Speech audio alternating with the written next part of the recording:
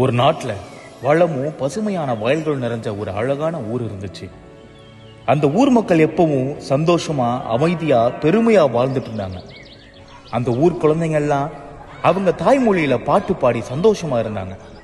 அந்த ஊர்ல இருக்கிற பெரியவங்க ஊருக்காக ஒற்றுமையா நின்று ஜெயிச்ச அவங்களோட வீரமிக்க போராட்ட கதைகளை குழந்தைகளுக்கு சொல்லி கொடுத்து வளர்த்தாங்க. இப்படி அந்த அழகான ஊரை அழிக்க தூரத்துல வெறிப்பிடிச்ச ஓநாய் கூட்டம் சரியான நேரம் பார்த்து காத்துட்டு இருந்துச்சு. ஏற்கனவே பல ஊர் மக்களோட நிலங்களை பறிச்சு மொழிகளை அழிச்சு பழக்கப்பட்ட அந்த ஓநாய் கூட்டத்தோட பார்வை அந்த அழகான ஊர் பக்கம் திரும்பி இருக்கு. ஏன்னா அந்த ஊர் மக்களோட மகிழ்ச்சியும் வரலாற்று பெருமையும் அந்த ஓநாய்களுக்கு பிடிக்கல. ஆனா அந்த ஓநாய்களுக்கு தெரியல, அவங்க அழிக்க ஆசைப்படுற அந்த ஊர் தியாகத்தாலும் ரத்தத்தாலும் ஒற்றுமையாலும் கட்டமைக்கப்பட்டது. எதிரிகள் அந்த ஊரை தாக்க முயற்சி செஞ்சப்ப எல்லாம் அங்க இருக்கிற மக்களோட ஒற்றுமையால பல தடவை எதிரிகள் தோத்து ஓடி இருக்காங்க. பல தடவை. இது வரைக்கும் நீங்க கேட்டது ஏதோ ஒரு ஊரோட கதை இல்ல, நம்ம தமிழ்நாட்டோட கதை. ஆமா, நம்ம ஒற்றுமையா இருந்துதான் இதுக்கு முன்னாடி தமிழ்நாடு சந்திச்ச எல்லா போராட்டத்திலையும் ஜெயிச்சிருக்கோம். நம்ம மறுபடியும் ஒற்றுமையா ஓரணியில நிற்க வேண்டிய நேரம் வந்திருக்கு.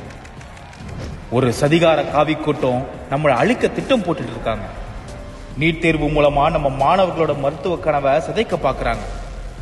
கீழடியில கிடைச்ச தமிழனோட பெருமையை மறைச்சு நம்ம வரலாற்றை அழிக்க முயற்சி செய்யறாங்க. தொகுதி மறுவரையறை அப்படிங்கிற பேர்ல நம்ம குரலை முடக்கி தமிழ்நாட்டை இன்னொரு மணிப்பூரா மாத்த துடிக்கிறாங்க.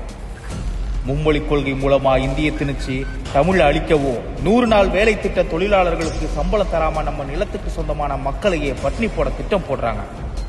ஆனா அந்த காவி கூட்டத்துக்கு தெரியல, தமிழ்நாடு ஊதி அணைக்கிற சிறு நெருப்பு இல்ல, எதிரிகளை சாம்பலாக்குற பெருஞ்சூரியன். அந்த சூரியனோட குணம்தான் தமிழ்நாட்டு மக்களின் குணமும்.